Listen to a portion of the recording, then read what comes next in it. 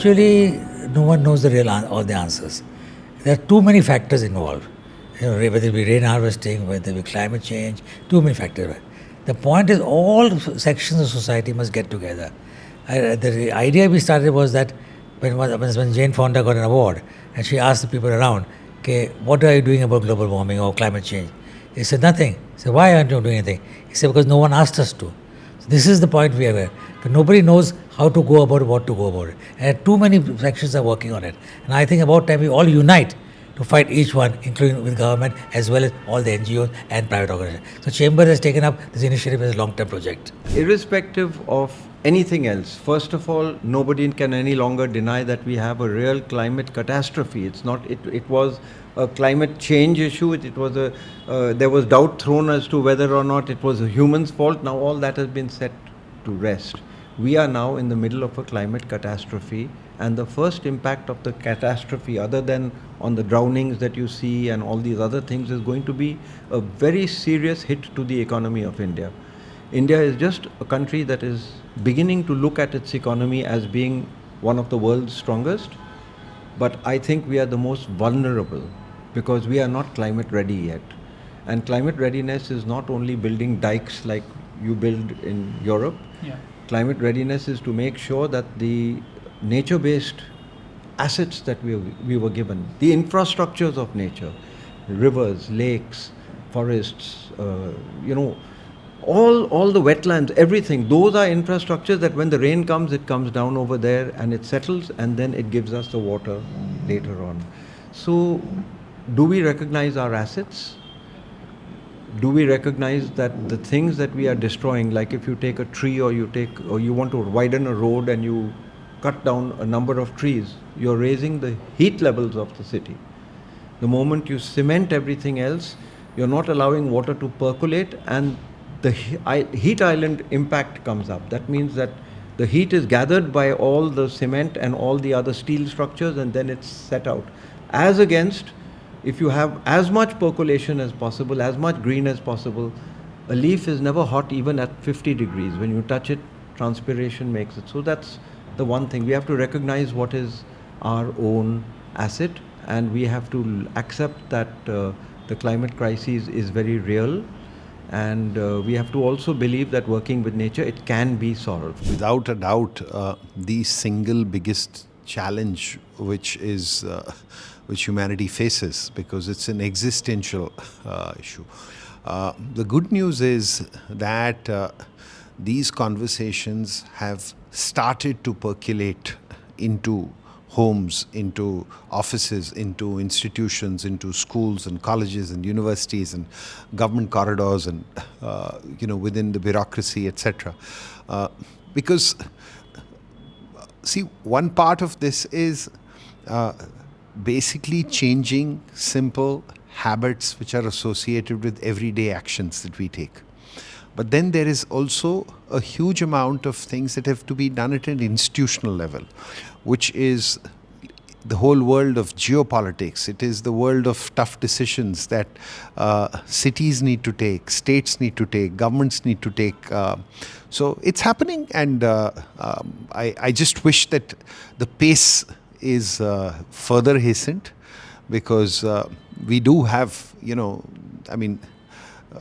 the time that we have is already, if you see what were the goals that we set up after the Paris 2015 climate accords, we are technically already behind by 6 years.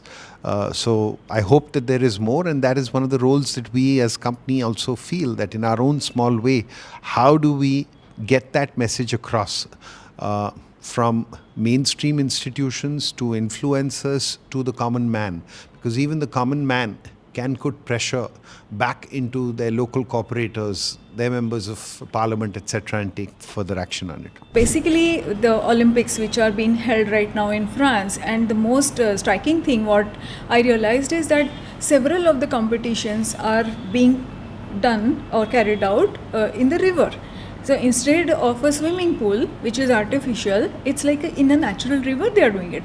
And I think it's a very strong message. That means the river can be brought to its natural status in terms of pollution, in terms of quality of water, giving confidence also to people that okay, you can really go and swim in this river. I think it's a very big deal, and all the rivers should be natural. They should be used for events like okay, for swimming. These are like just the natural things that we do, right? And it is my dream that while India is trying to pitch for getting the Olympics in India in 2036, why not have at least one or two of our rivers and bring it to the status that we can have maybe swimming competitions or regatta or something in our rivers. And for doing that, we will have to take efforts. All the stakeholders need to come together. The industries need to treat their pollutants, the water, and not release into the river. So if we start working on it right now, I'm sure we also will be able to have some of these competitions in our own rivers. And Namami Gange is one project which the central government is very passionately implementing. So I'm really looking forward to it, and that is my dream. I want to dedicate my career to solving climate change. And I remember going to my father and asking him, what can an ordinary girl like me do about a big problem like climate change? And we took a challenge to reduce our own carbon footprint by 10% that year. And as I started doing that, we realized that, I started taking small sustainable actions in my day-to-day life. And I realized that in order to stay motivated in doing this, I had to measure the impact of my actions. And so I started looking at how do I quantify the avoided emissions behind my actions. And just the way we know calories in our food, can we know the emissions behind our actions? And as I started doing that, very interestingly, it became fun. I began enjoying trying to become sustainable in my day-to-day life.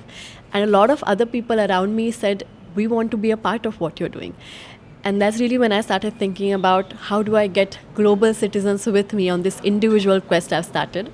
And from this, we came up with the idea for Cool the Globe app, which would unite people like you and I to start making sustainability a part of our lives and quantify our climate impact.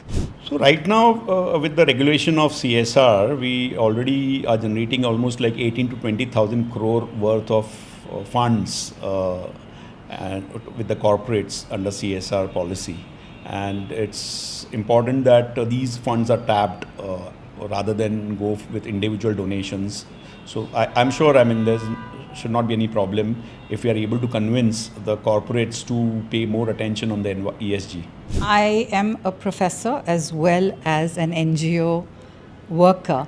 And I think the one thing I feel very passionately about is if you teach a human being to see something that is sort of not familiar to them, something that's way below their standard of living. So if I can take a group of people to a village and I can show them their plight, two things happen in this. One, you impact the person's sensitivities. And the second thing is you become very grateful for what you have. Now, when that combination happens, automatically all your efforts will move towards sustainability, because if I feel I have water in my tap and I waste it, when I go to a village and I see they don't have water, they walk 4 kilometers for one pail of water, then I start appreciating the pleasures I have, the privileges I have. So my personal belief is if each one can be sensitized, sustainability would be a lot easier to practice. To be frank with you, when I studied, there was no such subject as environment or sustainability. I did my BA in 1970, I graduated, and there was no such subject because there was enough around for everyone. After that, what has happened is that there is such a stampede on earth, if I might call it that, on nature, with overconsumption, with destroying forests to build more buildings, with polluting our water. In our times, Ganga was Ganga Jal. It would stay for a month. My uncle, he went to London by ship and carried Ganga Jal with him. And it stayed because it was pure. But now I feel even scared to test the water. What have we done to the water? I was yesterday at a Dastan Goi. You know, Dastan Goi is an Urdu storytelling thing, and it was on the Ganga. And the Ganga is saying that in 2017, the courts of India have declared me as mortal. But what have they done? I don't want to be mortal. Apart from the Free Press Journal newspaper, physical paper, we have made our newsroom completely digital video first. And the whole idea is again to probably fight the fake news, help the environment. Today, since the COVID, we are sending about 3 lakh copies of our newspaper on WhatsApp. I'm sure many of us probably also here must be receiving it. That's the small way to make sure that probably the information reaches out. There was a survey that probably came out few days back, which said amongst all the mediums from newspaper, social media, TV, the most trusted space is the newspaper. And because it is reaching out through digital platform, even the youngsters are reading it.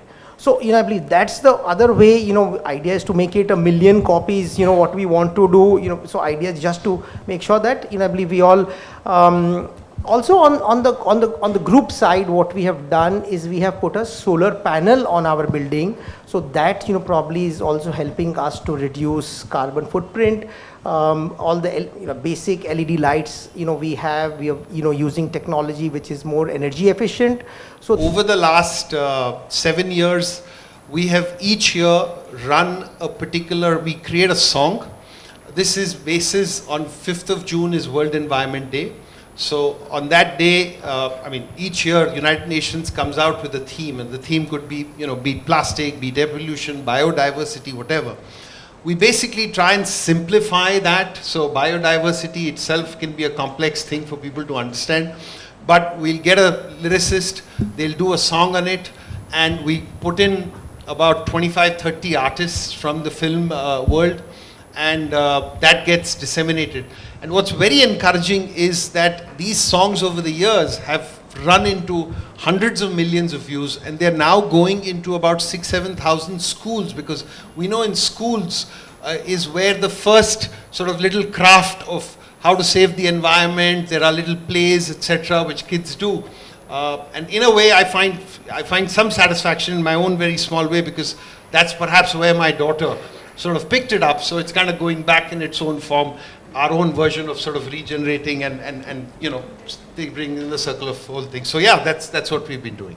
Thinking about it of late, and we find that by doing only activity which is directed towards ecology may not necessarily work, because there's a fundamental dichotomy between economy and ecology. It is inevitable. And when it comes to a choice, we know, especially people, in Mumbai is a difficult city to live in. Everybody is trying to, meet ends meet. So therefore, economy will always take a priority over ecology. So you need to be able to play in the area which is the common space between economy and ecology.